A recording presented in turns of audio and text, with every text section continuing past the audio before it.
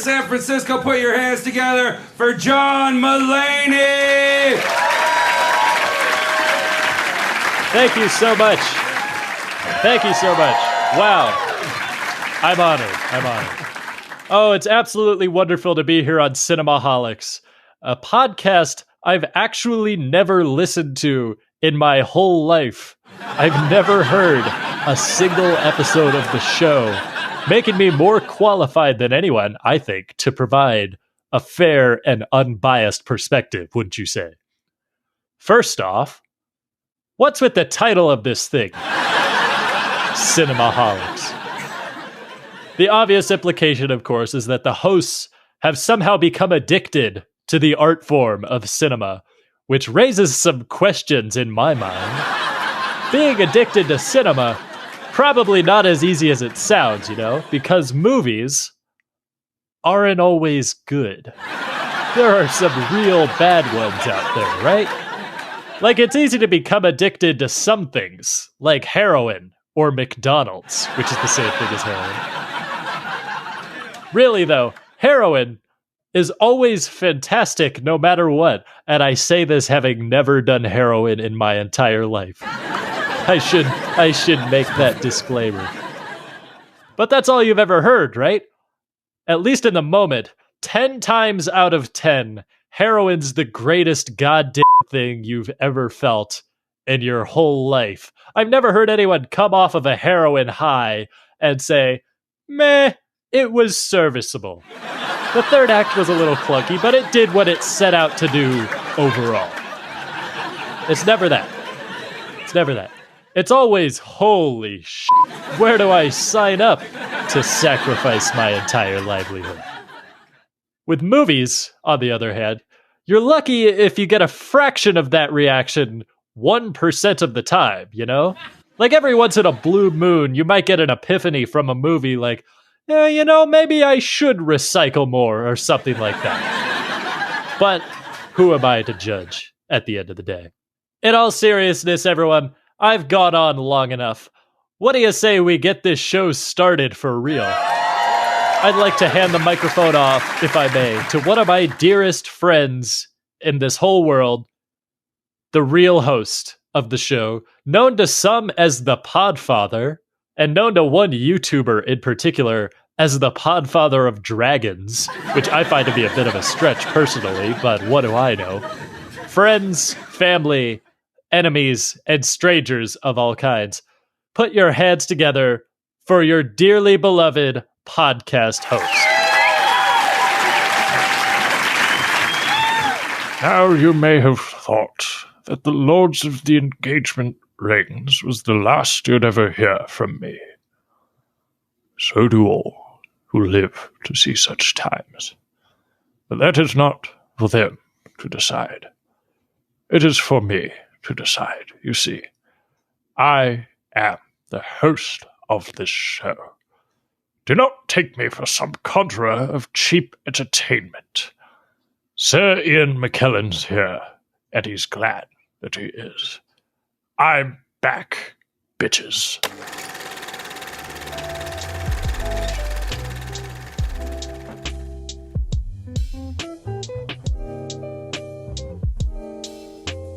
Welcome once again to Cinemaholics. I'm John Negroni. I am the box office columnist for Adam Tickets, staff writer for The Young Folks, and head writer of Cinemaholics.com. He is a pop culture writer for Cinema Blend, and he also reviews films for Cinemaholics. It's Will Ashton. Hello. You can find more episodes of our show, including our full archive, on Cinemaholics.com. We have a lot of episodes, and Will, it's scary because they're disappearing from Apple Podcasts and Stitcher and Spotify. If you look, you can't find some of our old episodes. It's a huge, distressing situation. But the good news is you can still find those episodes on our website. Is that the worst thing? We're still kind of figuring out our style at that point. That's true. Those episodes, there are some really good episodes though from our first year, actually. I'd say at least a handful of them are worth seeking out if you can find them, for sure. And you said they're all on the website? They're all on the website, and I believe Overcast is one of the few podcast directory apps where you can go back all the way to our first episodes, I think. At least I'm still able to do that, and I don't believe there's any shenanigans going on there. So, and I always prefer Overcast personally. That's my podcatcher of choice. But regardless, however you like to listen to podcasts, you can always go to our website. Again, if you're trying to find something back into the archive for whatever reason. We just want to hear how young we sound in 2017, how naive and unassuming. I think just a good way to do that. Couple of babyface naivetes just trying to figure herself out in this restless world of ours. Well, your beard has grown thicker. I've now shaved, unlike back then. Back then I had a beard, and now I don't. So some things change. Some things never change. It's like we like swapped facial hair. Well, not really, because I never had a beard as thick as yours. So definitely not a mustache as fierce. So anyway. Okay. A lot of talk about my facial hair, but fine. Yeah. Well, we don't want to be here all day. You can write into the show anytime by sending us an email, cinemaholicspodcast@gmail.com. We want to hear what you think of the show and more. And if you want to become one of our monthly patrons and support us directly, please head on over to patreon.com/cinemaholics. We love our patrons. We really appreciate you during this time when it is financially difficult for everybody. And so anything that you can send our way, we really appreciate if you have the means. But of course, do not feel pressured to do so. And Will, we have plenty of movies to get to. You mentioned to me when we were trying to figure out what to discuss on the show that maybe it's not the best idea to talk about an indie horror film as our featured review 4 weeks in a row. I think 3. 3 weeks in a row, yes. But that is exactly what's happening because I think, honestly, like the biggest full-on movie that came out this weekend, at least in the drive-in theater scene, is She Dies Tomorrow. That's going to be our first review up, but we're also talking about Black is King, the new Beyoncé visual album in the show, along with a kind of Zoom horror movie that you saw and I didn't, and a political documentary called The Fight that I saw and you didn't. So this will be kind of a grab bag episode, a little bit of everything for everyone, kind of. That's kind of been the theme the last few weeks. But I'm looking forward to all of those discussions, despite, I guess July and this first part of August have been very horror focused. I'm kind of surprised that that's the case. It's pretty fitting, I think, in the scheme of things. Sure. That's the anxiety we're all feeling right now. We're all seeking out even more stress and scares. No, I think it's just we're trying to focus our fears elsewhere. Like, that's a good point. These people are worried about a different thing. I can get into that. There are answers. What I'm here, going maybe. through is nowhere near as horrifying as that. And you know what? That's a really great segue into our first off topic this week. Extra Milestone. They talked about not 1, not 2, but 3 classic horror films. So the theme of horror in the summer is just going on and on and on with Cinemaholics lately. So the first movie they talked about, of course, is Friday the 13th. Friday the 13th just celebrated, let's see, it came out in 1980. So that is 40 years since its initial release. And Bride of Frankenstein, they also discussed, that's 1935. So that's 85 years. My math is adequate. And last, they talked about a horror film that I've never seen. And I listened to their discussion of this movie and I'm so intrigued. It's called Reanimator, which came out in 1985. Yeah. Well, have you seen Stuart Gordon's Reanimator? Oh, for sure. Yeah, I actually just watched that earlier this year to celebrate, well, not celebrate, but commemorate the loss of Stuart Gordon. If that was that this year or was that last year? This year just feels like a blur to me. So I'm trying to figure out. Yeah, it's hard to keep track of all of the unfortunate celebrity deaths. And we didn't even add this to what we might discuss today, but we just found out that Wilford Brimley passed away. Very sad to hear that. I know you're a huge fan of his work, and we could do an entire episode talking about his career in film. Yeah, and then Alan Parker also died, who was quite a prolific filmmaker as well. Olivia de Havilland, which we didn't discuss. So huge loss there. A lot of celebrity deaths in the last week or so. Really, the last month, I should say. So yeah. But regardless, you should definitely check out that Extra Milestone episode. I didn't explain, but if you aren't aware, Extra Milestone is a spin-off series hosted by Sam Noland, where we discuss a film anniversary that is considered an extra milestone film. These are classic films from all over the history of cinema and Hollywood at large. Those episodes come out every week on this feed, but you can subscribe to the Extra Milestone podcast feed, which, yes, they do have their own feed as well. And if you want to go back in time and see a lot of the other films discussed, you can do that. Next week, or I should say this week, because this week has already begun. Julia Tatey is back on Extra Milestone, and she is going to be discussing Jeanne Dielman. That is the film from Chantal Akerman, and I'm really looking forward to it. It's going to be a much more true film, I suppose, kind of show. True film in quotation marks, just really digging into some wonderful deep cuts of cinema history. I highly encourage all of you to check out that film. I believe you can stream it I believe it's pretty accessible at this point. But yeah, if you want to get a really good film school education, then I highly recommend you do that. And you can find that information, of course, on cinemaholics.com. Check out the latest Extra Milestone details for that film and more. Speaking of extra things going on, Will Ashton, we are doing another Q&A episode, and this one's a little bit more spontaneous. So I say, I believe the gears are in motion. We've made the arrangements, and Will, I'm really looking forward to this one. But yes, Q&A. So what does that mean? Question and answer, of course. Mm-hmm. What we're doing is we are getting together with Sam Noland, host of Extra Milestone, and also special guest Adonis Gonzalez. And we are going to be getting together to answer your questions. So we have a lot of feedback. We have a lot of questions and emails that have sort of built up over the last few months.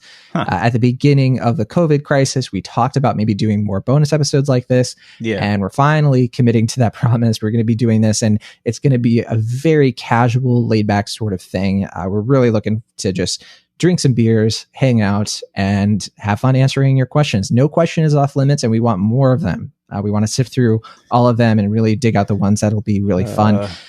I think some questions might be off limits. Well, we could decide that. I want to see how far the listeners will go. All right. But yeah, most questions at least will be off limits. If they ask us like for social security numbers, I'm going to have to veto that one, for instance, or like things like that. Well, we could lead them into a trap. Yes. I guess we could do that to our lawyer listeners. Sure. Yeah. I heard you say loyal, but I thought for a second you said lawyer listeners, but I don't know. Oh, well, both, I guess. Maybe. I suppose. Yeah, that's going to be really fun. I'm really looking forward to this Q&A episode. Of course, we'll be talking about movies and everything, but hopefully we'll be having a fun little getting to know you. And one of the fun things about this too is that I told Will and Sam and Adonis, we are also going to be asking each other questions. So you'll be hearing me ask Will all kinds of questions that have just been burning on my mind that I've not found time or courage to ask him on the air. Oh, boy. All right, well, I'll prepare for that however I can.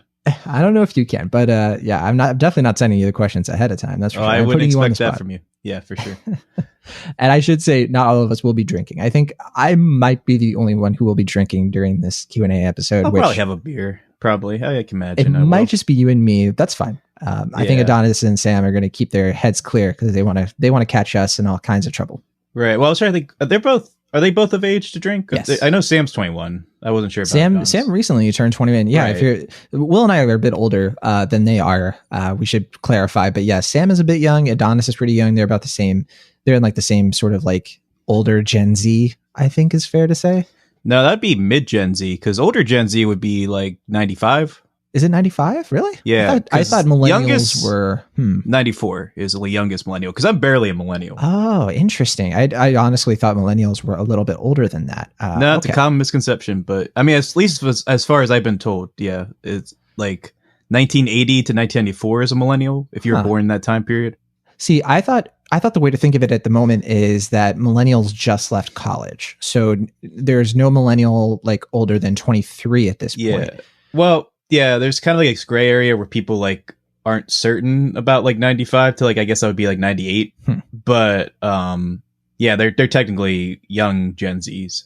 Or old Gen Zs, I guess. Sorry. Yeah, sorry, that's what I meant. Okay, well, and that's interesting. I definitely consider Sam and Adonis Gen Z, but just barely. So I guess that still fits. Yeah, I think the youngest Gen Z is like 2005. If you're born in 2005, you're like the youngest Gen Z. Yeah, and then I don't know what the rest. Teens. Yeah, I don't know what's after that. Like the 15 years after that, I don't know what that generation is. I guess we'll find out eventually. But yeah, I've read some things about how they're thinking of they're calling this generation like Generation C, because these are the people who are going to be coming of age during the coronavirus era. Okay. Yeah. I mean, that's just one theory that somebody's put out, so I don't know if that's going to stick. But all right, that is our Q&A episode. That'll be coming out later this week, I believe. That should be out on hopefully like Wednesday or Thursday, depending on when we put out extra milestones. It'll all be on the feed. You'll find it.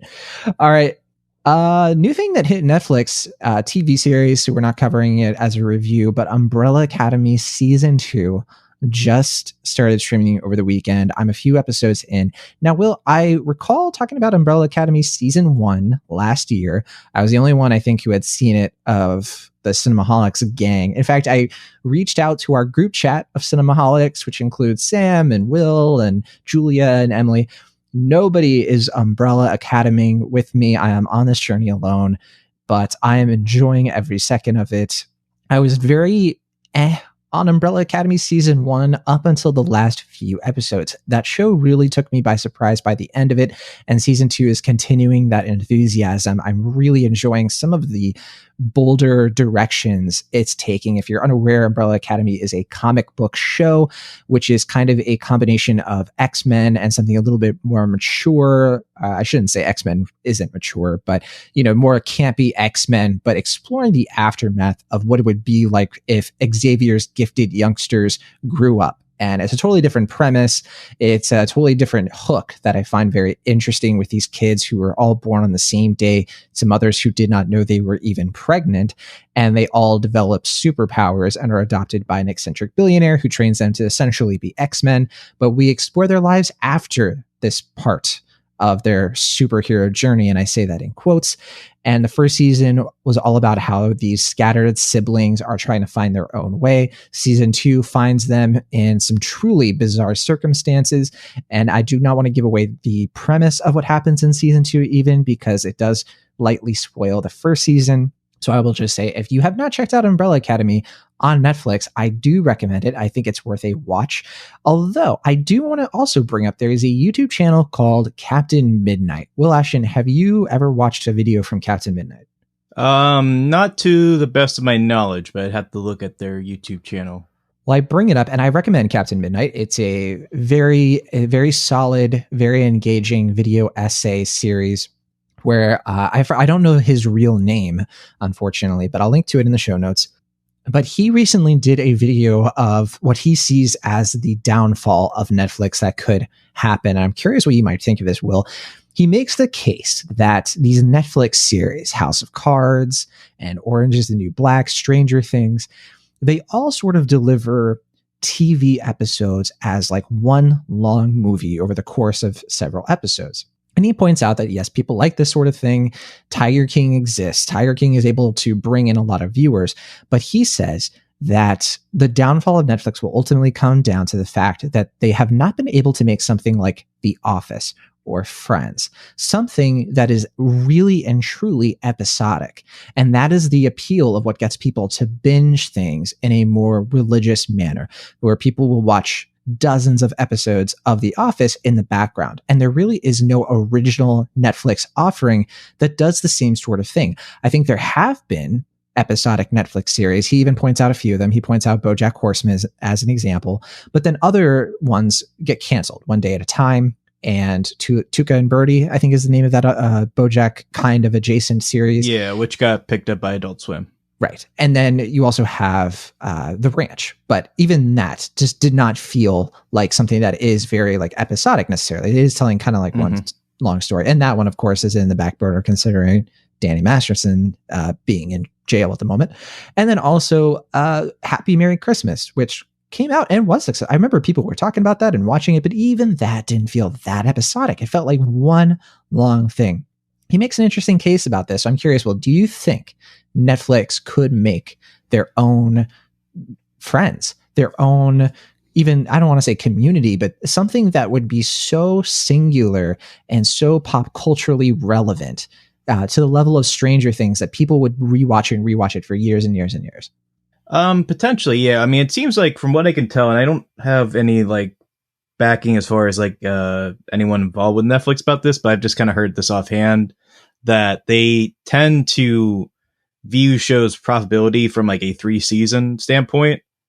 So like if like a show, like the first time it comes out, the first season when it's there, that's like when they're most interested in promoting it. Second season, it's like, oh, hey, it's here.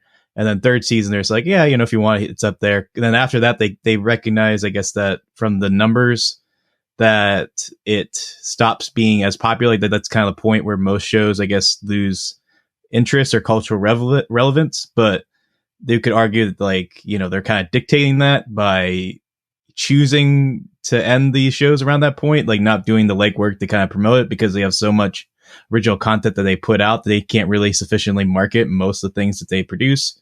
So, and then there's also the whole factor of like they're producing billions of dollars worth of content, but like for the most part, it seems like most people who would get Netflix now already have Netflix.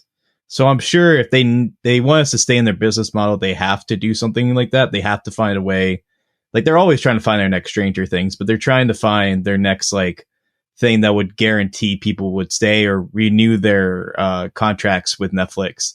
And I could see if they do find a show like that does kind of like hit the zeitgeist, whatever that might be at this point, in a way that like The Office or Friends or any kind of ubiquitous show like that does, then they could easily do that. But yeah, at the moment, their model doesn't really promote that because they don't really do a lot of the legwork to get a show to that audience or to find an audience that wide. Most of the time, it's just like they promote it and then hopefully people either see it or like they just kind of build word of mouth on social media, which is just an inherently flawed way of promoting your content at this point, at least. So, it definitely is an uphill battle for them. I mean, if they're willing to kind of champion a particular show like that, but I haven't really seen them do that at this point with anything that they have, because it seems like, at least from a TV standpoint, they do have a lot of really quality and well-acclaimed shows. And then like even sitcoms like that, like maybe I think you mentioned One Day at a Time that was like widely acclaimed, very well liked, and then they just canceled it because I guess it passed like that season 3 point. So it seems like they're not at this point really willing to do that. And I could see that leading to their downfall. But I'd be interested to see if they ever kind of poke through there and find a way to get their own office or anything like that as far as cultural relevance.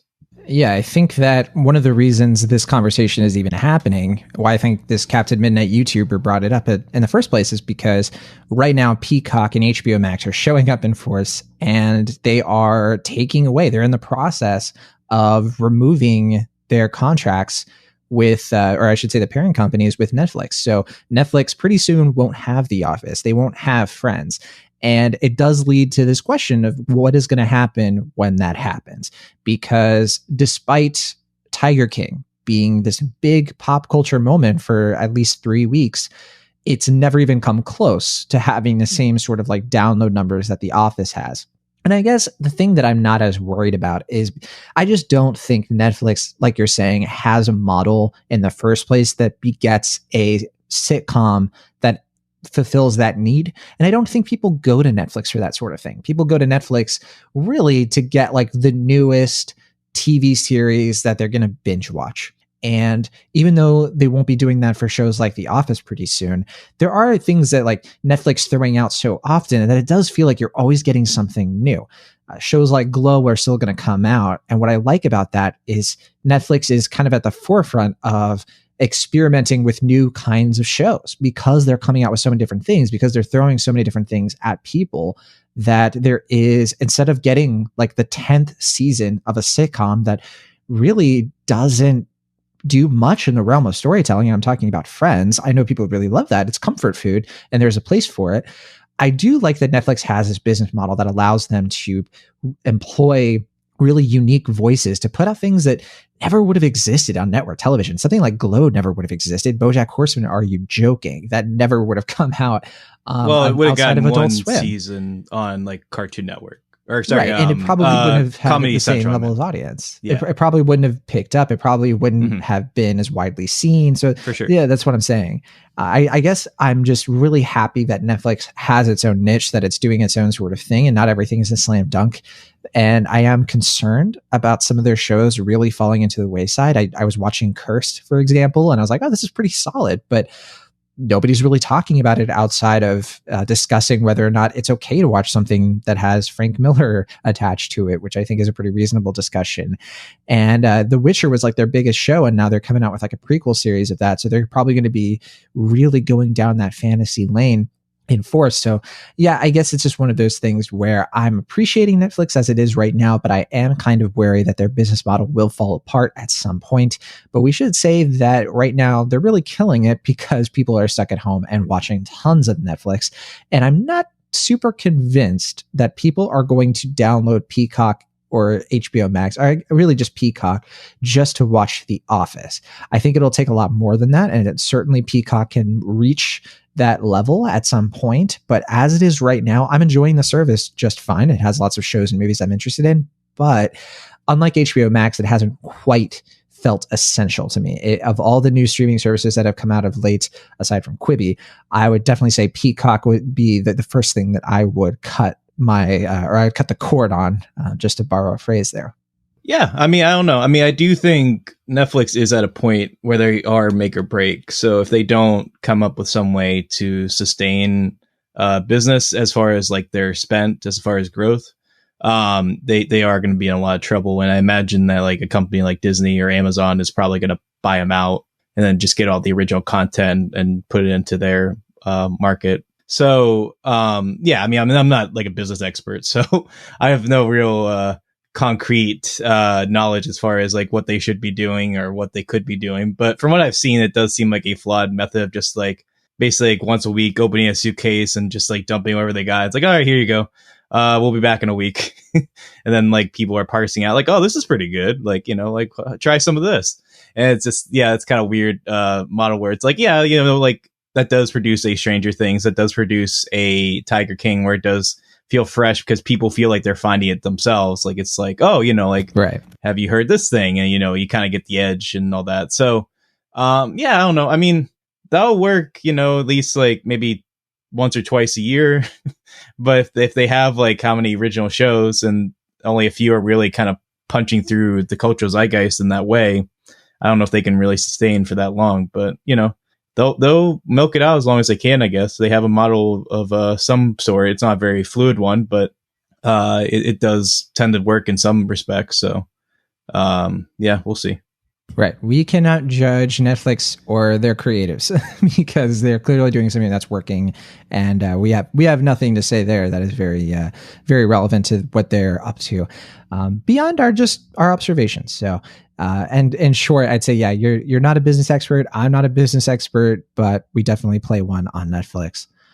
All right, let's finish out our off-topic section with the latest Tenet release date news. It's fun. It's like a countdown every week, something different with Tenet. Tenet, of course, is the new Christopher Nolan prestige blockbuster picture that we had a couple friends who were on the show just a couple weeks ago, and they were coming up with some creative ways to watch this movie ahead of time. I don't know, Will, how they're feeling at the moment, but yeah, if you're curious about that, that is on our Relic episode. But Tenet is getting its release date moved once again, and we've held back from announcing like the play-by-play for this just because it changes so often. It's been delayed, I think, 3 times at this point, and Warner Brothers has said, "No, this is it. This is what we're doing. We're not changing it now. No turning back now." It is going to be hitting the UK on August 26th, so by the end of this month, and then it's going to be coming to the United States on September 3rd. And not just in drive-ins, not VOD, but in IMAX, 35 and 70 millimeter IMAX. And this is interesting because it's looking like they are not planning to release it in New York and LA, because both states, California and New York, that is, will not have movie theaters reopened, they assume, by the end of August. And I think that is a fair assumption to make. But it looks like a lot of other states in the United States might get this first. So not California, not New York, maybe Pennsylvania, maybe New Hampshire, maybe Vermont, which I think is the only state that probably could reopen right now because it's the only state where they haven't had a rise in cases, if I understand that correctly. What do you think of this, Will? Do you think Tenet's really coming out on this day? What's happening here? Well, it does seem like Christopher Nolan is gung-ho to release this movie in some fashion or another, even if he has to like pitch up a tent and screen it in his backyard. It seems like he wants this movie to be seen on the big screen, but I don't know. I mean, I do think releasing internationally is probably the way to go at this point. Like, I keep hearing people say like, oh yeah, you know, spoilers and all this stuff, but it's like, I don't know what other option they have. And if most international markets are safe and allowed to be open right now, I don't see why Warner Brothers, especially right now when they're hemorrhaging money like every other studio by not releasing movies in theaters, why they would not take that opportunity to do so. But as far as its US release, I mean, who knows? I mean, I certainly want to see Tenet. I just saw the trailer again before She Dies Tomorrow. Looks good. Like, yeah, it's a fun trailer. I mean, I'm definitely excited for it. But would I put my safety on the line to see it? I don't know. I mean, I don't know what it's going to look like in a month. I can't imagine it's going to be too much better than it is now. I mean, I would see it at the drive-in, but I mean, I'll probably have to buy my tickets like 2 weeks in advance, maybe more, to even get that opportunity. And, you know, I mean, it's like, you know, I like to drive, and I think it's good for now, and I'm very nostalgic about that experience. But I don't think that's quite the same as being in like a, you know, cool, air-conditioned, kind of contained movie theater where like the world's outside and you're able to be immersed in another world and stuff. And I think, you know, if that's the way I have to see it on the big screen, I will, but it's not the IMAX. It's you know, it's a placeholder, I think, for now, for the most part. And I'm glad that most drive-ins are open right now and taking the chance to, you know, stay open and thrive by providing movies to a wide audience. But I don't know if that's the optimal, ideal way that Christopher Nolan wanted Tenet to be seen. So I don't know. I mean, I'll play it by ear. If it's playing in theaters near me, I'll probably have to make the judgment call then based on what's going on in my state and my county. But, you know, I don't know. I wouldn't put money on this bet, but I wouldn't bet against Christopher Nolan either. So we'll see. Yeah, I'm right there with you. And I think that what'll probably end up happening is, it's going to hit internationally, and a lot of people in America probably won't see it. I think even if it does open in a lot of movie theaters, like in Michigan or in around the South, where coronavirus is not as pressing an issue, or is not as widespread, I should say, I think that people probably aren't going to feel safe enough to go see it. A lot of people. And to that I say, release it overseas. Tough cookies, America. You didn't handle the coronavirus pandemic well enough. Sorry. These are the consequences. And I think that is something that I am welcoming right now, is people sort of recognizing that, yes, the rest of the world, for the most part, generalizing here, has done a much, much better job containing this and making people feel safe, feel like this crisis can be over, and without jumping the gun on reopening. And I think that if people are upset about it and they want to go see Tenet, well, you know, put on your mask. And if you already were doing that, tell other people in your life to do it. It's hard because a lot of people are sort of downplaying this and diminishing this and claiming that all kinds of absurd things about how this virus is transmitted. And all we can really do is hope that they come around, because I, like you, want to go back to movie theaters. But in this current environment, that just is not, and you know, I'm going to say it, tenable. One quick correction I before I forget. I said Gen Z was 2005, but I meant to say 2015. So it's 1995 to 2015 is the age range. Wow. For Gen That's Z. Pretty. Who makes these decisions, Will Ashton? Who? Not me. Comes forth with these generational things? I don't know. 2015 sounds late, but all right. I don't know. I just wanted to make sure before the commenters were typing away that I made that correction. So that's my mistake. I correct it. They've probably already submitted their email to cinemaholics@gmail.com by the time you've made that correction. All right. Yeah. That's enough off topics. So let's get into our first review of the week. She Dies Tomorrow. Hi. How's the new house? Good. Can you come over? I can't. Are you okay?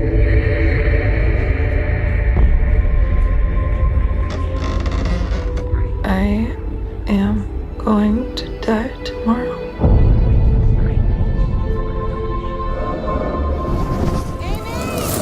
What is going on? There is no tomorrow for me.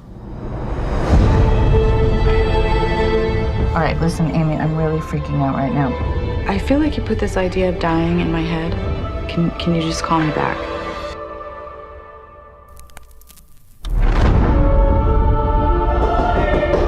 You expecting someone? Hello, Jane. You okay? I just have this feeling I'm going to die tomorrow. But how do you know? I just know. Okay, so you don't know. Happy birthday to you.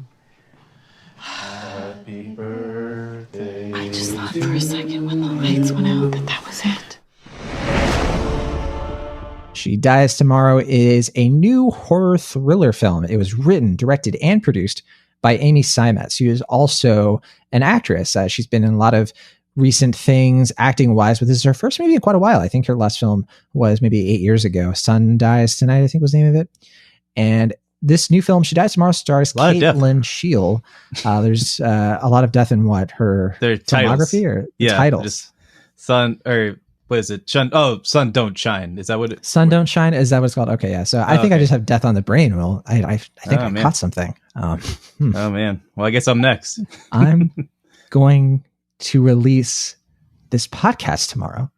I'm going to do it. All right. Caitlin Sheil plays Amy, if that's not on the nose enough. Amy Seimetz. And I thought you were going to do a Kate plays Christine joke there. She plays this character who we first meet her, and we do not know what is going on with her. We have a prolonged prologue that is about 15 minutes of Amy wallowing in her house, and she is struggling to just come up with words for how she is feeling. She is feeling the life of the floor. She is drinking wine, copious amounts. She's looking up leather jackets and also looking up cremation urns. And as the audience, especially if you go into this not knowing what's about to happen, you start to wonder, is the title relevant to this somehow? And it turns out it is. This is a new film from Neon, and the basic premise is, what if our existential dread was literally contagious? What if you could catch the idea that your death is imminent, not just inevitable? And I think that it is a fascinating premise. I have been piecing together how I feel about this movie. I'm trying not to say too much about it because I was so taken by it, and it took me under a spell that I do not want to spoil for anyone else. And I do want to quickly say the wonderful Jane Addams is in this film, Chris Messina, Katie Esseltyn, Jennifer Kim, Josh Lucas, Adam Weingard, Michelle Rodriguez, Olivia Taylor-Dudley. So many faces I was not expecting to see, but I'm glad I did. And this one runs at a very crisp and clean 84 minutes long.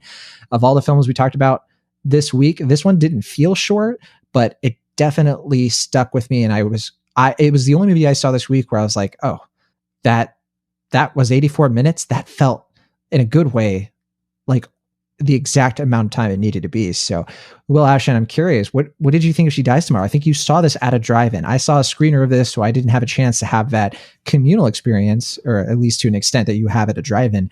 What do you think of this one?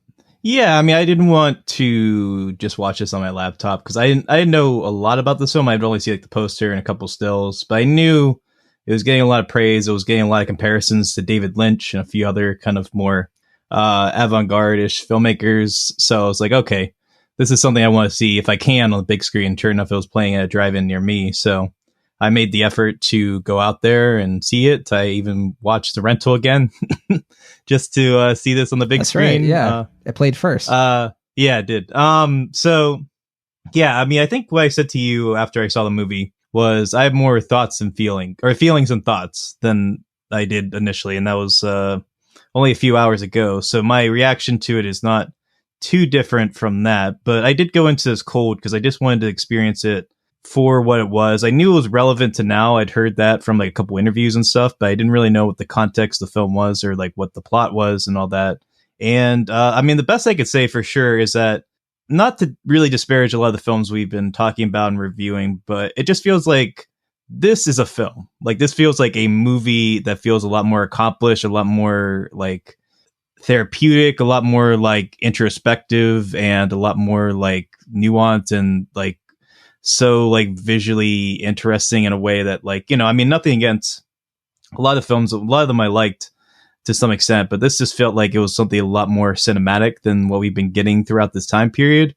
And while I missed the chance of seeing this in a traditional theater, I do think seeing on the big screen is the way to go.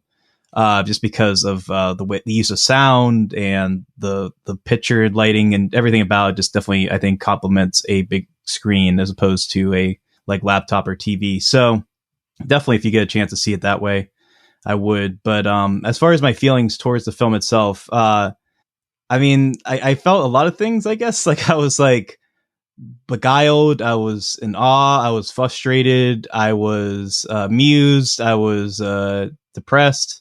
But I'm trying to figure out, like, did the movie work on what it was trying to do? Because it's doing a lot of things at once. And I mean, sometimes I was kind of confused for what I was going for. But in my heart, I do feel like this is a really impressive and nuanced film. And I'm really impressed with what Amy Seimetz did as a director. But as far as my more in-depth thoughts, I'm going to let you take over first because I'm still processing what I had just seen. Yeah, just giving you all the time you need, right? Yeah, Seimetz, like I said before, she's directed film, but she has more recently been in films and in TV shows, and she's directed TV shows. She's directed episodes of Atlanta and Stranger Things, and I am a big fan of her creative voice. I think that she really knows how to impart her own style on things. And I think in this movie, you know, this was supposed to come out at South by Southwest. They were going to see this all the way back in March, people attending that festival. Of course, it was canceled. Neon still acquired the rights to this. And I think the drive-in experience, I assume, really lends itself well to this compared to some other things that we've talked about. I think like watching a movie like Relic, I really loved Relic, but that is not something that I think is probably essential to the big screen. I was okay watching that at home. I did have the feeling watching She Dies Tomorrow. I was like, man, I want to see this on a big screen. Why couldn't I have been able to see it on a big screen? It's not playing around here at the moment. And I'm really, it's playing, but like so far away that it wouldn't be worth the trip. I shouldn't say the movie isn't worth the trip, but you know. No, I get what you mean. Cause I was, cause I do like ultimately like the rental, but one thing that stuck out to me watching it again at the drive-in was like, it's actually, I think, kind of worked better at home, like literally being in your house and like just kind of watching it at the night in the dark. Like there's something about, I think the ambiance of it really lent itself to, I think, that home experience. Like watching theater, like watching it on the big screen was fine there. Like I don't think it was a bad experience, but I actually thought the home experience kind of lent itself a little bit more for what I was going for. But this, I would definitely say, I mean, you know, obviously if it's safe, if it's near you, I mean, if you can see on VOD, that's, you know, perfectly fine. But I think big screen is definitely, if you can, the way to go here. And I don't want to make it sound to any listeners that a movie that fits more to the big screen that doesn't necessarily make it better. That doesn't necessarily mean that a film is lesser because it's okay to watch on VOD. A movie is still as good as it is. I just think that to get the full potential, to get the full experience, I think does happen in that way. There's some films that are so great, you can watch them at home and they're still your favorite movie. You can still watch Raiders of the Lost Ark and the original Star Wars and all the Jurassic Park, all these big blockbusters at home. But there's a reason we look at the big screen experience as something that is pretty unique and special. And it's something that we don't want to lose. And with this movie, yeah, I definitely had that feeling that I was missing out on something a little bit. I had a little bit of FOMO, but I still really appreciated and enjoyed this movie, very similar to you. You mentioned that you were feeling a lot of emotions. I think for me, the emotion that definitely clicked with me the most was beguiled and depressed. I think of all the ones you pointed out, beguiled and depressed are the two that really fit how I felt. And this movie got me thinking. It got me really exploring the idea of like, yeah, it is a what if kind of movie. You can't take it too literally or seriously, but it's not trying to be pure metaphor or allegory. It's not Mother in that sense. Like it's not something that just is so outside of the realm of reality that you can't really take it on its own terms. You're able to watch these characters and believe that this is a scenario. It's kind of like It Follows, I think, in that respect, where it doesn't explain really what's going on or why. It's just throwing at you a very weird scenario, a very dreadful scenario, and it gets your brain thinking and it gets your heart feeling all kinds of different things. I think for me, it was just this idea of, yeah, you know, if human beings suddenly gave in to the nihilism that is kind of logically there, then it would be contagious. It would spread to other people. The fact that it doesn't is kind of strange, and it's kind of bizarre that it doesn't. And I think Seimetz is playing around with all of these feelings that we push down. We push down how existentially pointless life can feel sometimes. You know, those moments where you feel like, I'm going to die someday. And after that, it might just be nothing, you know, and even that thought infects our cells. We start to have that thought and it multiplies unless we push it down and we allow the tediums of everyday life to distract us away from that. But then if you really address it, it's worse than any horror film that's going to get you scared for your physical safety. It's really just going to creep you out on a level that is just totally different. So that's what's clicking with me about this movie, is that it's bringing up things that are very uncomfortable, but doing it in a very entertaining and cinematically satisfying way. Where things are actually happening that are narratively consistent, where we're seeing imagery, we're seeing this mix of colors complementing human emotion that just feel at a totally different level. And I think, Seimetz is just really killing it here. The cinematography here, by the way, is by Jay Keitel.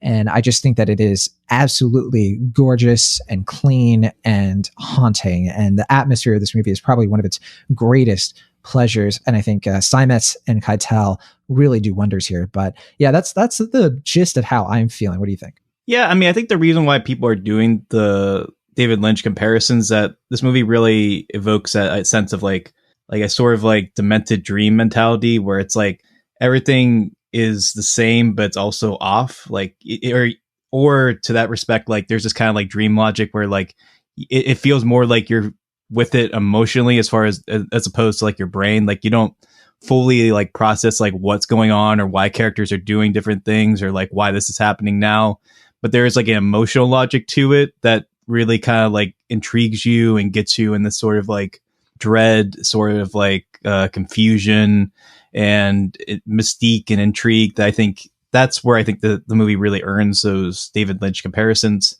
because Amy Lynch, as far as like capturing that sort of depressed mentality of like everything is still the same, but it's not, like there's like a clear disconnect. Like there's a sense of alienation that's really present, but it's really hard to place.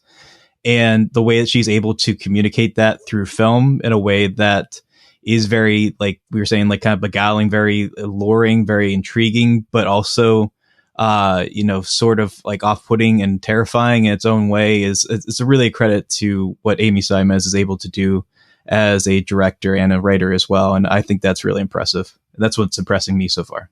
You know, this film put me under a spell. It kind of pushed the outside world away from me in a lot of ways. I was really just focused squarely on what was happening. There is a dinner scene where Jane Addams is in her PJs and everyone around her is trying to figure out what is going on with her. And I think that scene really reflects what you're talking about there, where just something feels off. You know, this sort of spell reminds me of how I felt when I watched You Were Never Really Here for the first time, at Lynn Ramsey's film from 2018. And the way that film just made me feel so many things without any of it feeling manipulative, without any of it feeling choreographed or tied to something completely.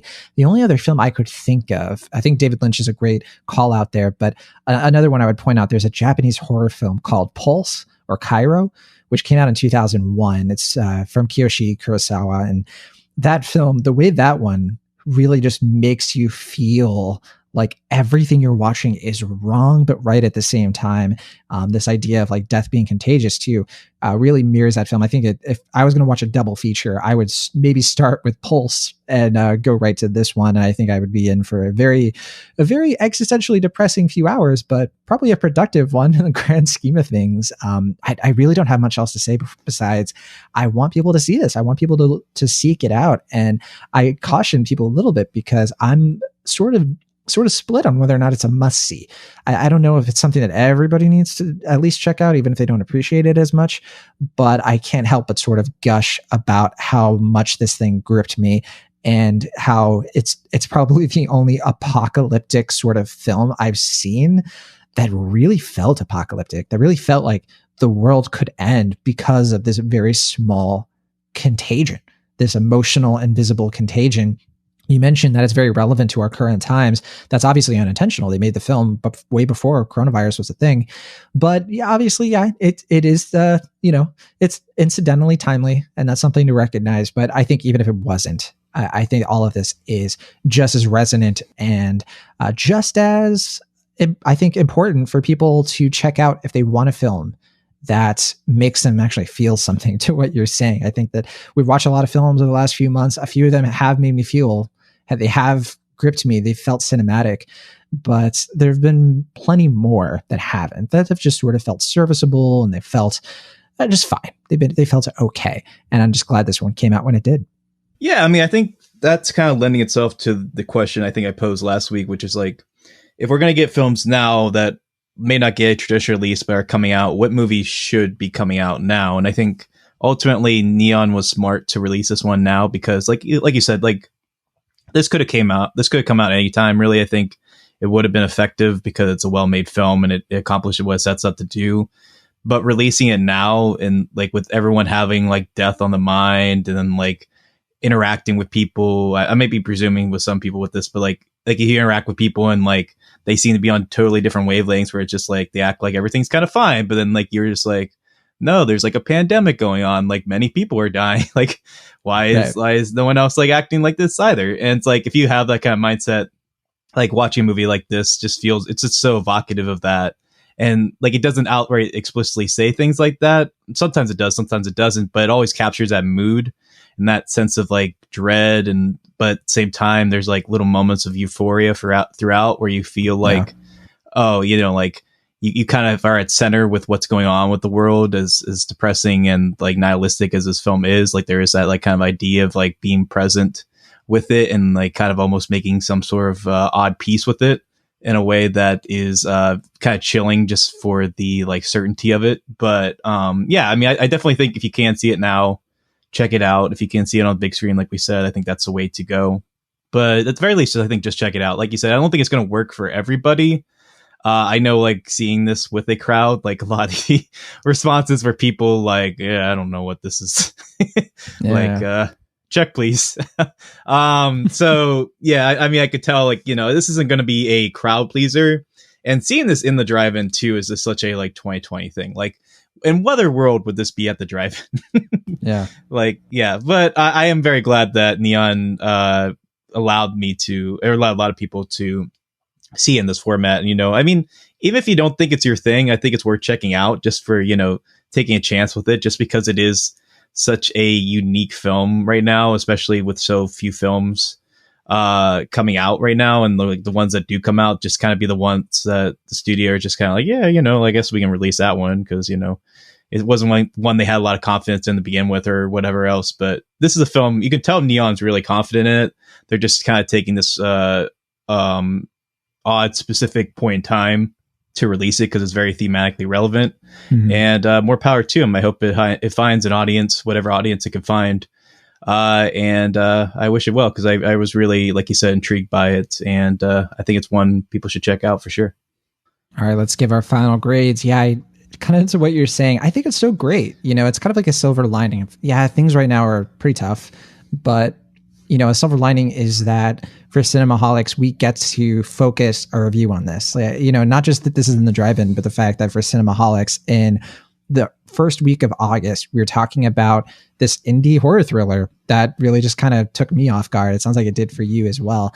And yeah, I really want to emphasize what you're saying about how, yeah, we are kind of making it sound more depressing than it kind of is, because it's depressing in theory or like cerebrally, but the way the characters in this movie sort of accept the truth with kind of a smile on their face. There's like a weird joy in relenting these, like the pretending that our lives are just going to go on forever, that we have all this time, that something as simple as like playing cards at a table and having some pizza is the truth, or is like who we really are.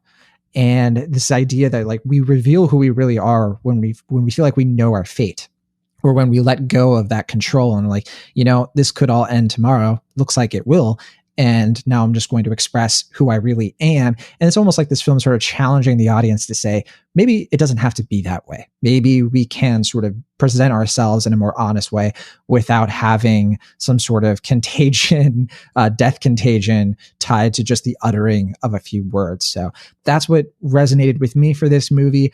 You know, I'm struggling a bit with my grade. I'm between like a B+ and an A-, and I think it just comes down to whether or not it's a must see. I think that's like the dividing factor. I think right now I'm a low and hesitant A-, but I do want to put that up because I really hope people see this. And if that grade kind of better describes how I feel about this movie and how I feel about other people checking this out, with the full knowledge that a lot of people will watch this and they won't like it and they'll wonder why I gave it an A-. I don't care. I just want them to see it. So She Dies Tomorrow is an A- for me. Yeah, I mean, I'm pretty firmly a B+ on it, just because they're still kind of piecing it together, and I don't think everything quite works for it.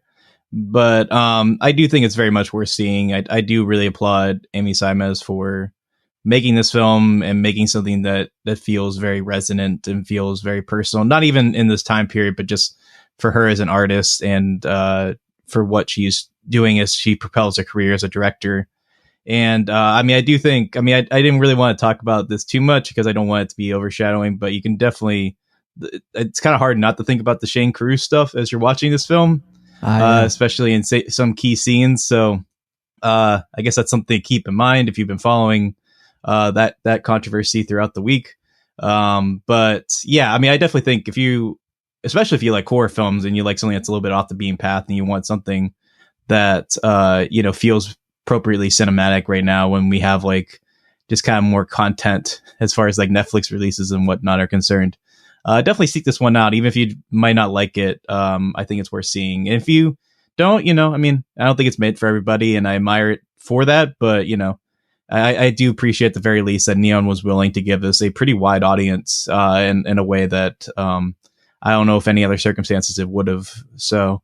Like you said, silver linings in the scheme of things. So yeah, I'm a pretty fine and firm B+ on this one. All right, B+ from Will, A- from me. And She Dies Tomorrow is currently playing at drive-ins, and I believe we'll be hitting video on demand pretty soon. This week, I think, is when you'll start having the ability to rent and or buy it.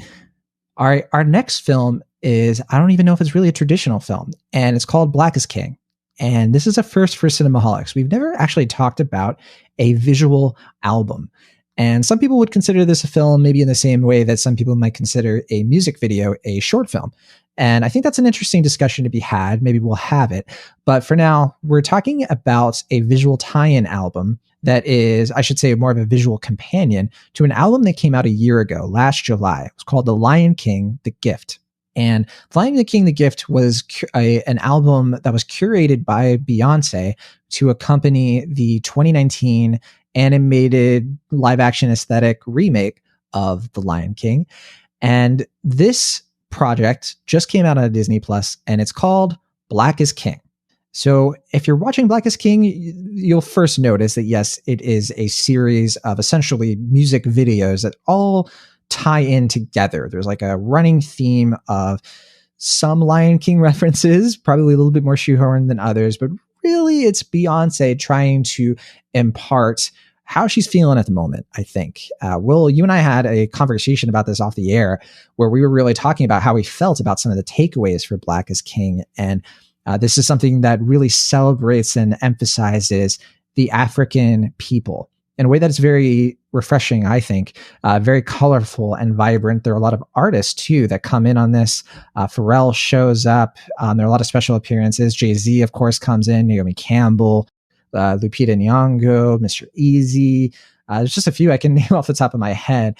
And it just feels like everyone kind of coming together here to put up this visual representation of how the music or pop music, kind of more curated from America, can lend itself to an African sensibility. And one of the things I mentioned to you out the air is how interesting and in some ways, how great is it that one of the biggest things, this is on Disney Plus, this is one of the biggest things, the most watched things of this weekend will be something that primarily centers African people. And that's something that just doesn't happen. It doesn't happen in pop culture. We never get these big movies that primarily focus around people in Africa. If we do, it's maybe Black Panther, but that's arguable considering the main cast.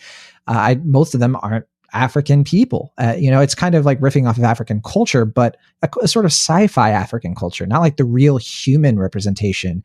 And I say human just to be more realistic, more like this is what life in Africa is really like. We just don't get that very often, if not at all. So that's the first thing that stuck out to me with Black is King. And I struggled a little bit, and well, you can get into this too. Like, how do we cover something like this? I think that I would definitely tell all of our listeners to seek out Black writers on a lot of the dense references this thing has. I really had that feeling that so much was going over my head. There were things I caught, and there were certain things that I'm more privy to, but there were tons of things I was like, that's clearly going off of something that I don't understand because I'm just not from that community and I don't have that same understanding. And I think Beyoncé is just really packing this thing in. I think people should definitely seek out work and criticism from people who are getting much more of those references, but we'll definitely talk about just sort of our basic rundown of Black is King, starting with you, Will. What do you think of this one? Yeah, I mean, this is like, I will echo a lot of what you said. I do think I'm not like the foremost expert on how this movie should be looked and examined from a cultural or critical standpoint. But yeah, I mean, as far as visual albums, I guess this is the first one, because trying to think what other ones came out. I know Lemonade was obviously the big one. That was 2016. Yeah, Janelle Monáe. Computer in 2018, which I guess we mentioned possibly covering it, but I guess it never came around. So, yeah. So as far as looking at this, as looking at compared to Beyonce's most recent work, which would be Lemonade and Homecoming, I don't think it quite matches those in my estimation. I think this film, I mean, obviously it's intentionally trying to be in a similar style, and it has a lot of the similar imagery and a lot of the similar components to what we saw in Lemonade. So it might be easier to see it as some sort of retread along those lines. But I do think, like you said, I think there's more here than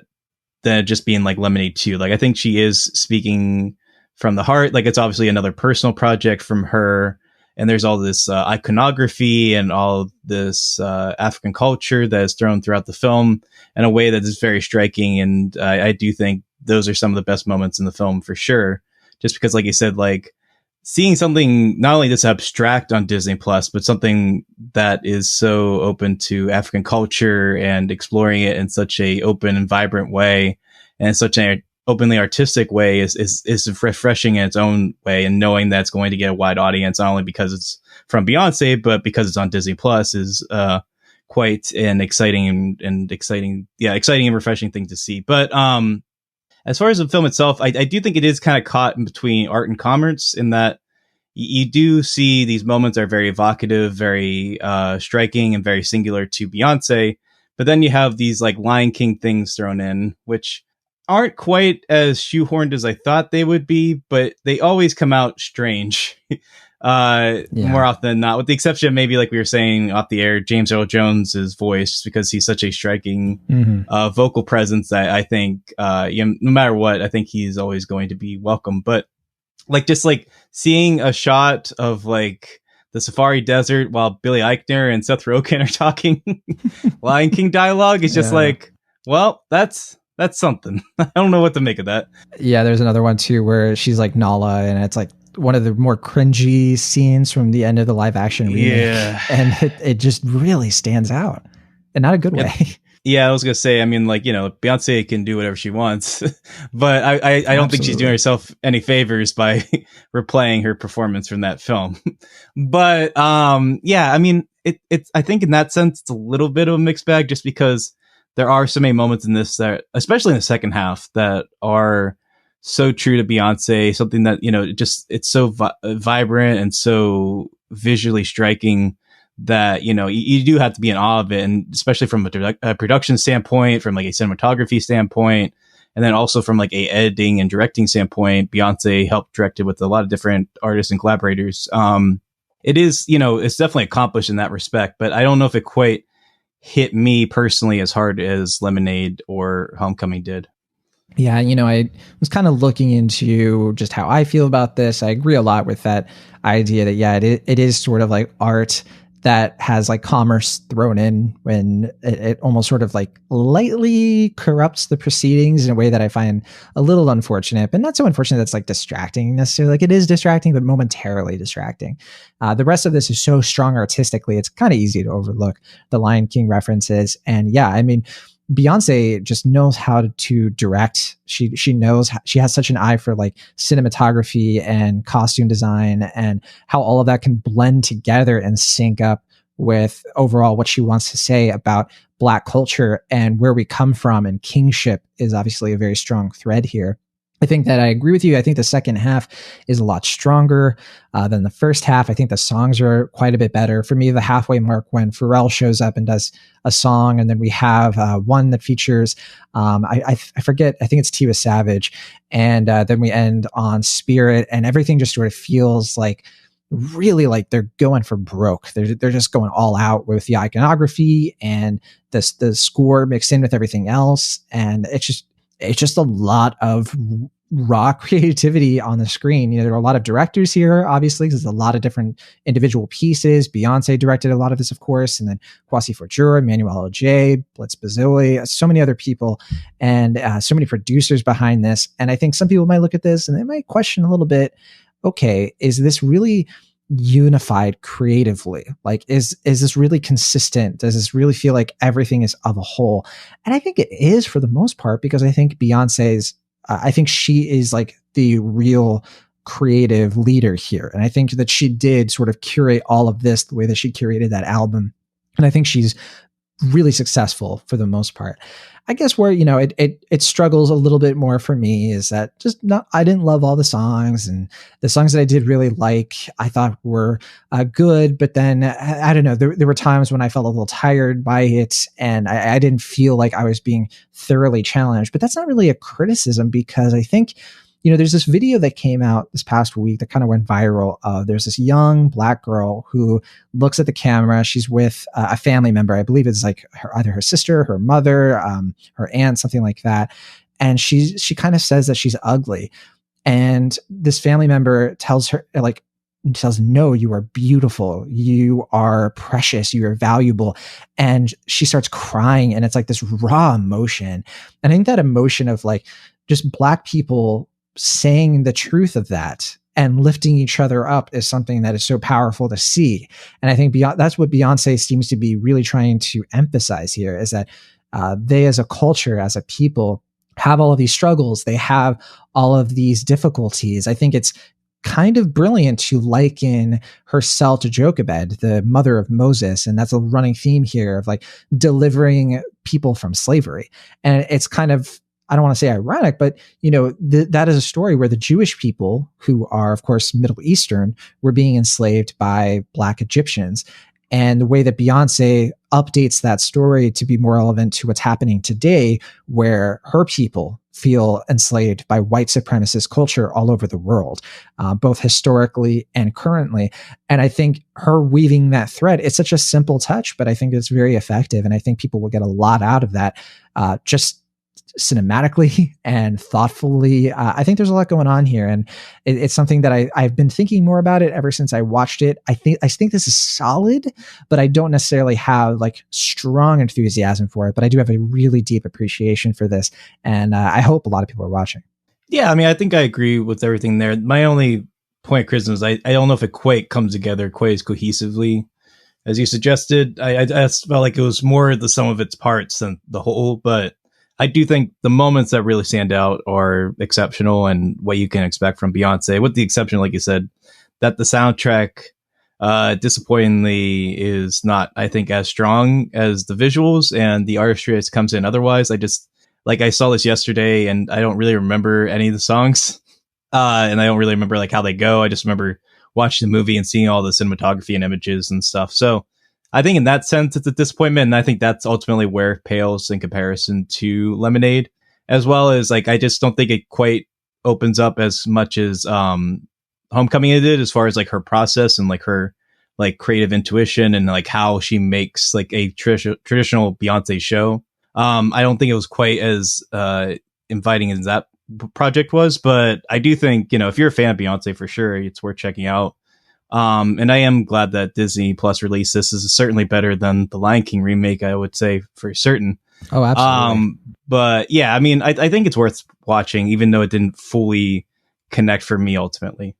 All right, yeah, I don't even know how to grade this, and because we never really graded like visual albums before, and I think that it's kind of tricky and complicated. But yeah, in terms of like music, I do remember Brown Skinned Girl pretty well. That's the song where Blue Ivy, her and Jay-Z's daughter, has some singing, and that one really affected me personally. And also, I would just say that there was one like sort of thing that kind of stuck out to me here, where it's sort of like showing how the lives of like the tropes of like music videos tend to show Black people having like all of this wealth or all of this stuff, and like people kind of look at them and are like, oh, their lives are so crazy, but then right after that they're like eating dinner off of TV trays, and like just sort of like bringing herself down to earth. You know, looking at Beyonce in general as like a pop icon, I think that she's entering a phase in her career where she sort of sees herself as like, I told this to you off the air, but like the matron saint, like a matriarch to pop music, where, you know, she's had her moment of being just not just the most beautiful person on earth, but also like the most talented musically. And she, of course, has all of these other incredible talents with like film and like shooting things. I know some people are even saying like, why doesn't she make like a narrative musical? She could probably really kill it. And I think probably, yeah, she's acted in things before. I think Dreamgirls and of the like, that she's been really great. And I do think that idea is pretty fascinating. And my only thing is that the Disney connection kind of sours us a little bit. I don't know if it really, I think for this purpose, sure. But if Beyonce was to do something else, I hope that it's something that isn't quite as shoehorned to the Disney brand, because I think that it rubs against her creative sensibilities a little bit, at least to a sense where it feels almost mainstream to a fault instead of really personal to, I think, the more striking things that she wants to say as a filmmaker. That's just my take. I think it's really solid. I give this one a solid B. I think people should definitely consider looking into it. Yeah, I mean, I definitely agree with that. And I think that's where I come in, because I do think, I mean, we've talked a lot about Disney's influence, but I will say, to their credit, they do for the most part, they do give her a lot of creative freedom for this. They do. Yeah. Yeah, like there is a lot of freedom that she got, and I do think for the most part, it's just like, you can do what you want, just do some Lion King stuff here and there if you can. And I mean, you know, to that credit, you know, they let Beyonce do her thing, but like you said, it didn't feel quite as personal and quite as inviting as it was for her previous two film projects. Not to say that it wasn't, it just wasn't as much as I think those two were, in my opinion. So I'll give it a high B-. Like I do think it's worth seeking out, especially because it's on Disney Plus. If you have a subscription, it's free. You know, it's not worth missing, but I just don't think if you're expecting something like another Lemonade, or if you're expecting another Homecoming, I just don't think you're quite going to get it from this. But, you know, for sure, for fans, it's definitely worth seeking out. Yes. All right. So that's a manage your expectations recommendation from Will. High B- from you, solid B from me. So we're pretty close. That is Black is King. It's on Disney Plus right now. And again, please seek out creative criticism from Black writers and Black influencers. I think they'll have a lot to say about this that I think will probably be a bit more thoughtful and provoking than anything we can provide, just because we just don't have that perspective. All right, let's move on to a movie that Will has seen and I have not. This is a new horror movie called Host.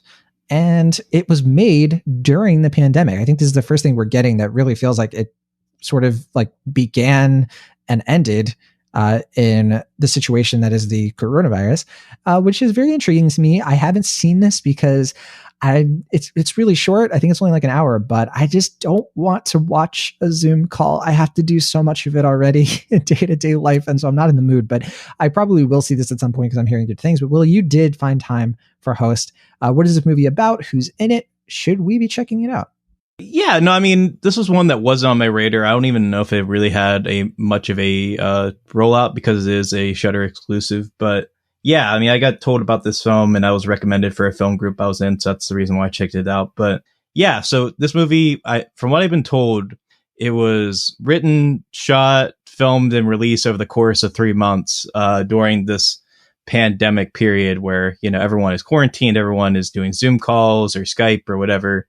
And it's just taking that idea, but doing it sort of like unavoidably compared to Unfriended or like Searching, this sort of webcam horror. I mean, I guess Searching wasn't really a horror film. That was more of a thriller, but like that idea of like looking at our virtual world where, it's almost unavoidable nowadays, especially right now during this pandemic, to not be in some sort of like online communication with someone, be it work or personal. So it's like taking that idea, but then giving it kind of more found footage, traditional horror movie approach in a way that I think is certainly very well made. But I don't know, beyond just being relevant for now and having a film that is so indebted to this time period and this very specific point in time, like, I don't know if it has many more artistic merits beyond that, just because as far as the film itself, very traditional plot, group of friends worldwide get into a 5 to 7 person Zoom call. They decide to kind of indulge in this kind of a spirit awakening process. Some people don't take it quite as seriously as others, and then a bunch of shenanigans ensue from there. So it's a very sort of rigid plot in that sense. Like, it's not really exploring too much about our time period from a like thematic standpoint, at least not in my view. It's not really looking too deeply into like what this time period is and like exploring a lot of the horrors therein. It's just kind of take a more kind of traditional found footage approach, but just giving it the Zoom call style. And I think, as far as the filmmaking is concerned, I think it's well done.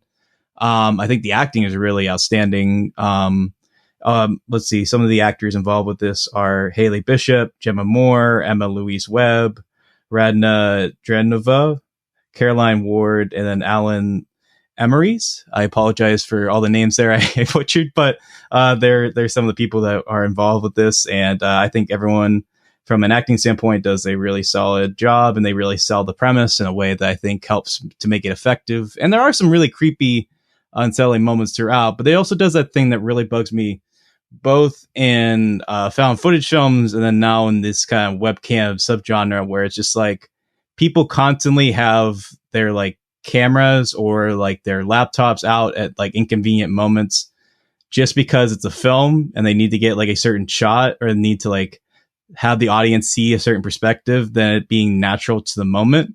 And I think that's something that bothered me throughout Searching, and then to a lesser extent Unfriended. But I think for me so far, Unfriended Dark Web is the only film that really I think has dived into like this time period and then like the horrors of the internet in a way that I found very evocative. I definitely did like Searching, but just not as much as you and Maverick did. But I do think there is a potential here to really dive into a lot of these present horror mentalities and like things that are really scaring people about being online and the openness that comes with it and the uncertainty and the things that are evolving as we use online predominantly throughout our culture.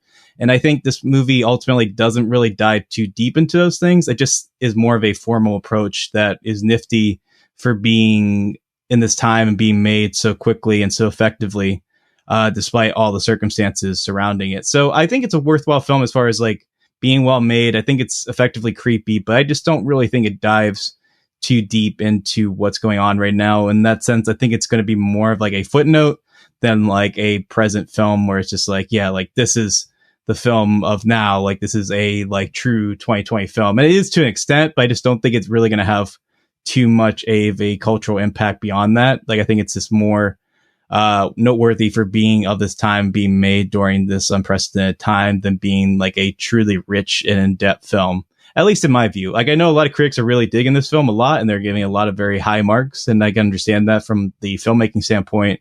I think Rob Savage as a writer and director does a solid job in that respect, and it's only an hour long, so it gets in, gets out pretty quickly. But as the film itself, I think it's just mostly fine. Like I don't think it really does too much that we haven't seen from movies in this relatively young genre. So with that in mind, I'll give it a pretty low B-. Like I said, I thought it was worthwhile. It was short enough that it didn't test my patience, but ultimately I don't think it's quite like noteworthy beyond that. Yeah, this definitely seems noteworthy for maybe some superficial reasons. You're right. I have seen really positive reviews from people. People just really saying this is great, and yeah, I am curious about it because we have gotten TV episodes from established sitcoms like Parks and Rec and 30 Rock where they are acknowledging the lockdown, like they're kind of self-aware about it. And yeah, I guess I was curious like how this kind of compares to that sort of thing. I'm hearing that it's kind of like it's got Blair Witch Project vibes and there's some charm to like it's like micro budget. But I guess where I come down is I just am not in the mood for a horror film that is diving into like the literal horror of like a Zoom call in this way. Like there's something about it that just doesn't appeal to me, I guess, in the marketing. I'm not sure if that would come through in the actual film. But yeah, in my current mood, like I am on enough video calls. Like I don't want that to be my escape. And some people probably don't feel the same way. But yeah, that's just where I'm at the moment. Yeah, no, I think that's true. Like, I think it's just more for horror aficionados, and I think that's why they released it on Shudder. Just because, like, I think, I mean, it is, like you said, noteworthy for being made in this time and for being of this time, and like we can have this as a little time capsule, and I think that's going to be special in its own sort of way. Yeah. But I just don't really see it like if you compare it to something like Blair Witch, I just don't see it having that same kind of cultural resonance. I don't think it has like that same impact. Not to say that it's ineffective. I just don't think it has as much going on for it ultimately. But yeah, I mean, like I said, well made. I can definitely see why it's getting praise. I just don't really fully agree with the like very high praise that some people I've seen give it. But if you think it's something you want to see, check it out. But I mean, what's on the tin is what it is. Like it's not, you're not going to get any surprises as far as like what this film is from a story standpoint. All right. Well, that is Host. Not The Host, and it's on Shudder right now. A lot of positive reviews, low B- from Will. If it sounds appealing to you, might be worth checking out. But if you're like me, and you might not find it as intriguing at this current moment. Maybe eventually, maybe someday. But our last film for the week is The Fight. The Fight had its world premiere at the Sundance Film Festival. It was one of the documentaries that I was looking forward to checking out at some point. I ended up seeing Boy State instead. I think that I had to decide between this and that. And Boy State's great. Boy State's one of my favorite documentaries of the whole year, one of my favorite movies of the year.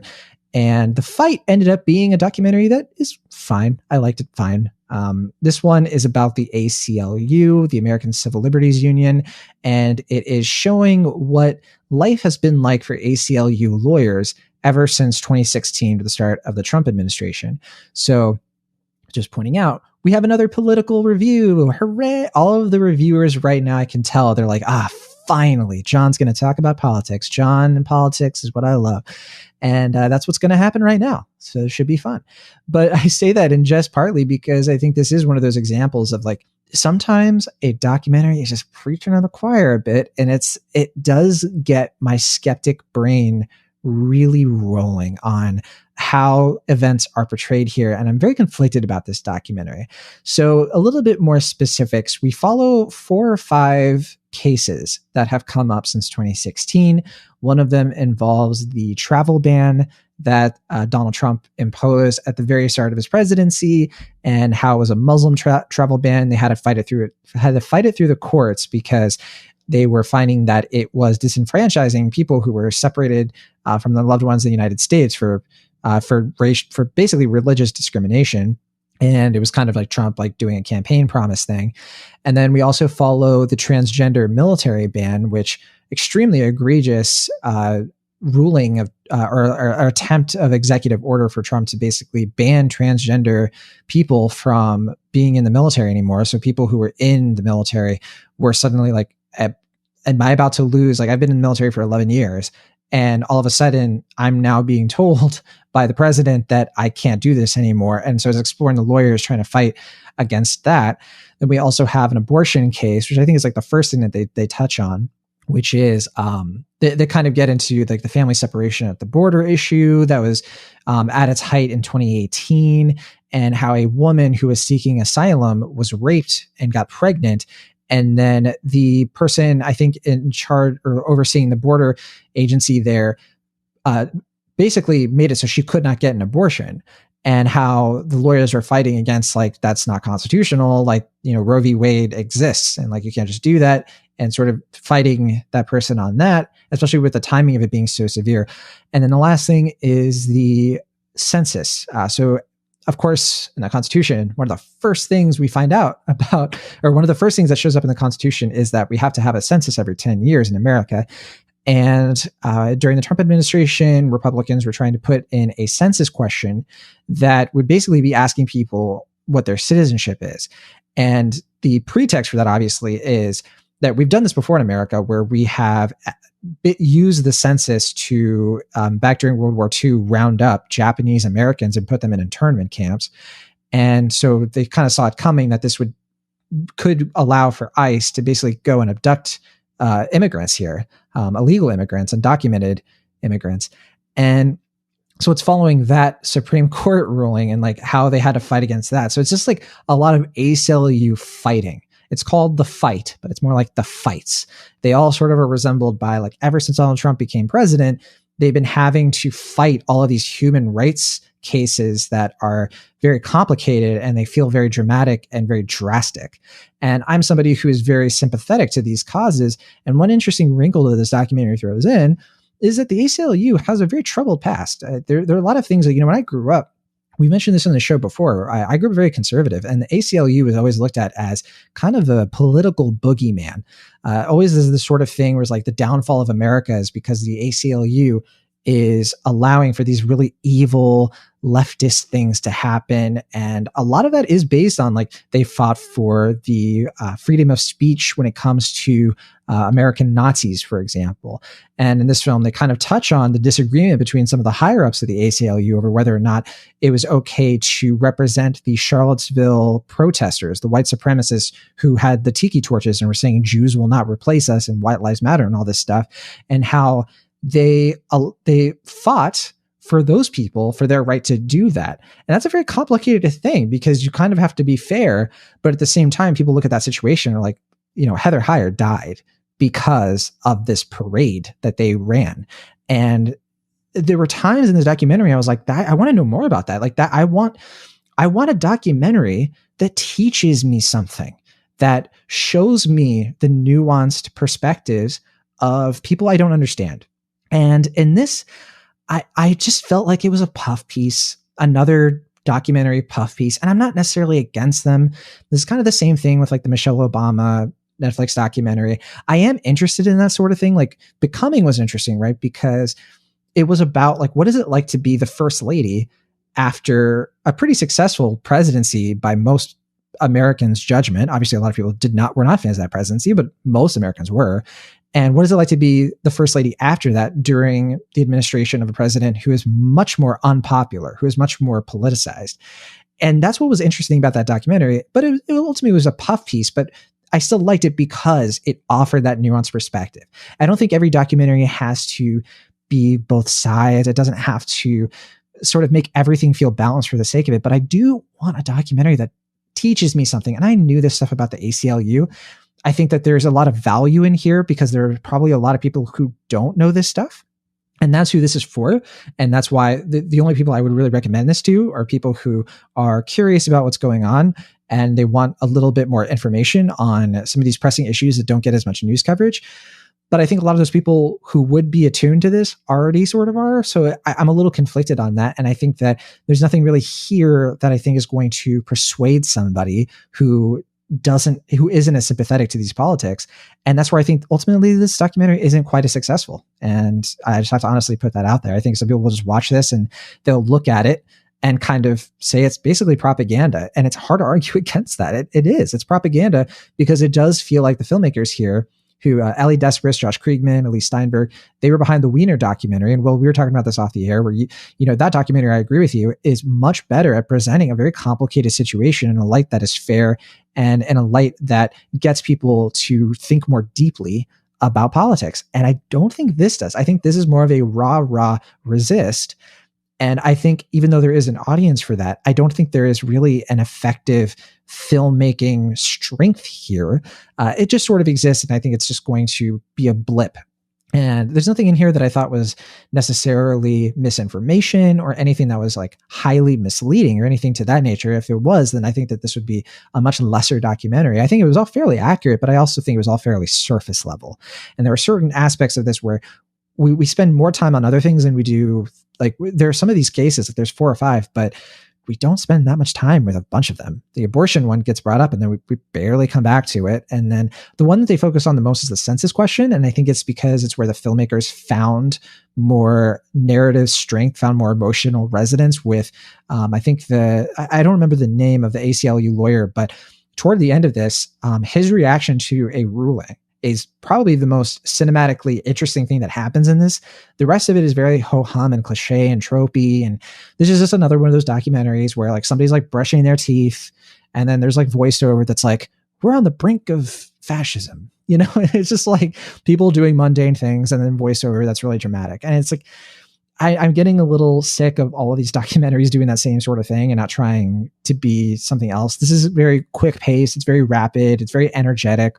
And at the same time, it feels really long. It's only 96 minutes. It's about an hour and a half. And honestly, I told Will this just kind of in our little chat, but I was like, yeah, I looked down at the runtime, the timestamp, and I was expecting it to be like 2.5 hours long, like a full hour longer because it felt long.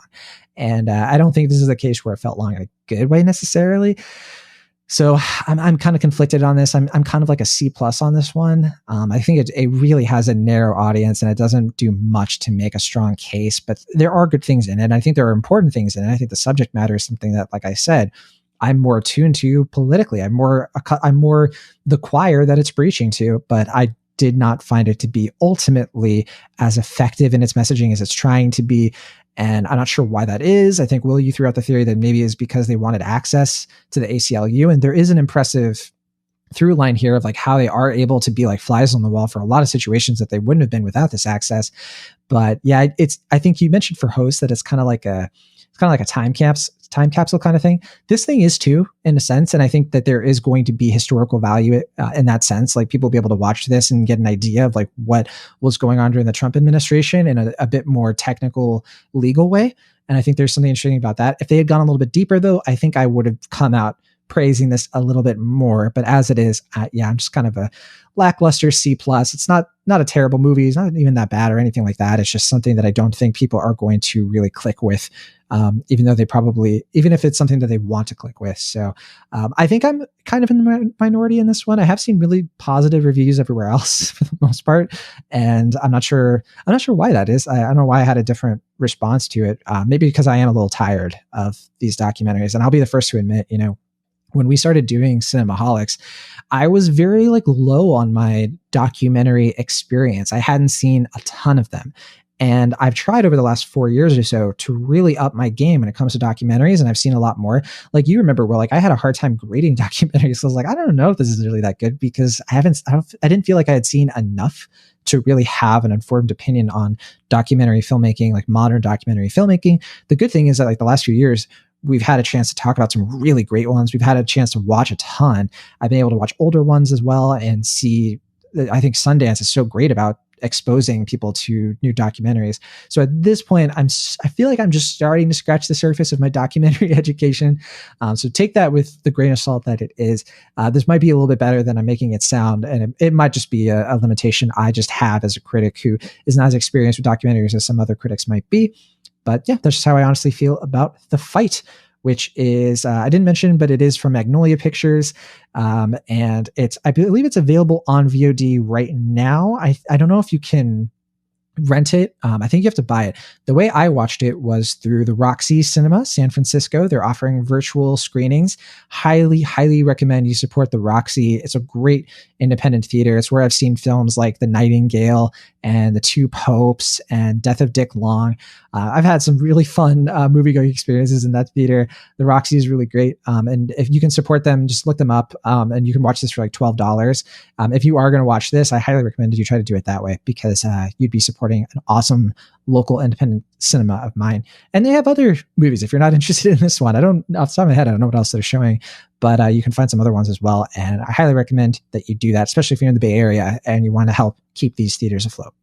Yeah, I mean, you basically said a lot of things I was going to say about this film already, but yeah, I mean, I do really like Weiner, the documentary they did before this, and I think it sounds like the things Wiener. I like so much about. Was it? It's Wiener, not Weiner. Is it? I've heard it both ways. No, it's Anthony Weiner, and Weiner is like a Mad Men guy. Yeah. All right. Well, I'll take your word for it. I'm certainly no linguistic, but yeah, I mean, linguist. Sorry, linguist. Exactly. Yes. But yeah, I mean, I really like that documentary a lot, and it sounds like the things I like so much about that film are not what's present here, which is that film was so willing to explore the complexities of Anthony Weiner's relationship and his politics and everything about his just general career and livelihood. And I think this film, from what I saw, I mean, I saw the trailer for this before I saw the John Lewis documentary. It's now playing at the same theater, the Athena Cinema, virtually. It looked fine. Like, it looked like an important topic to explore, but like you said, it just seemed like you're kind of very traditional ho-hum kind of presentation, which is very disappointing for me, just because I do like documentaries. I try to see more of them as well. But, I'm just kind of burnt out on these political documentaries. There's a reason why I didn't see the Michelle Obama one. It's the reason why I didn't see the Hillary Clinton one. It's just because, these movies are primarily produced by the people that are involved, and so they're not really going to explore them in a compelling or deep light, which is kind of ironic for the Hillary Clinton one, since that was like 4 hours long. But I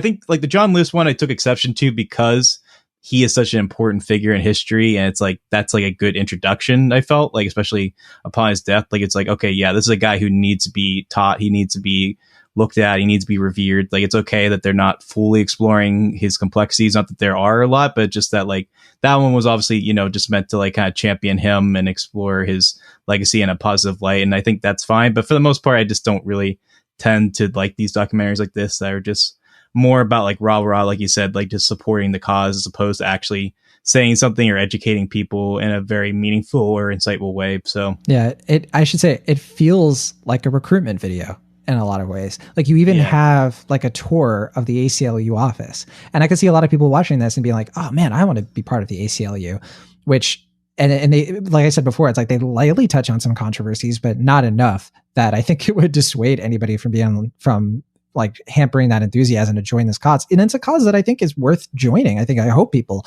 join it because I support the ACLU broadly, but yeah, that's definitely hard to shake.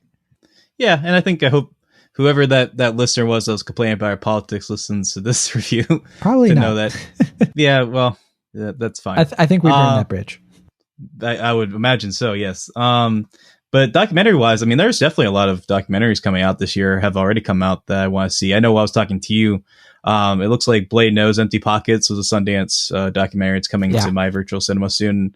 If I get a chance to see that, I definitely want to talk about that on the show because I've heard that's fantastic. I think that's another one that's right now in virtual cinemas. I think you can watch that through the Alamo and maybe the Roxy. So you can watch that right now. And then I would also say we'll be able to talk about Boy State later this month. And that's one that I cannot recommend more to everyone. I hope everyone sees that. Yeah. And you really like Crip Camp, I think. That came out to Netflix. Crip Camp was really good. That's the Netflix one. And, there have been really great documentaries. I think that, these political ones are coming out at a very fraught time. So it's hard to like balance our political expectations with like, just like I said before, just like how politicized everything is at the moment. It's hard to like sit down and enjoy a documentary about this sort of thing.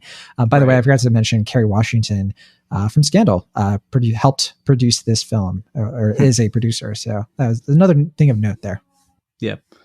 Yeah. So it's not going to be on my radar, but, I do support the filmmakers. I hope their next film is maybe a little bit more like their earlier work, but we'll see.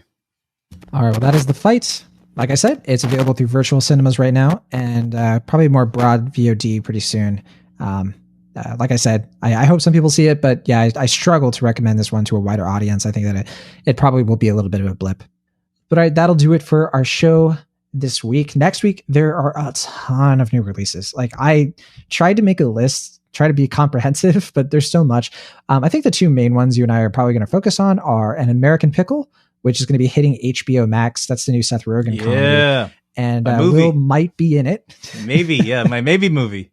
Yes, we might see Will Ashton in our featured review, so he'll be super biased. He'll probably give it an A+. There's also The Tax Collector, the new David Ayer film with Shia LaBeouf and George Lopez.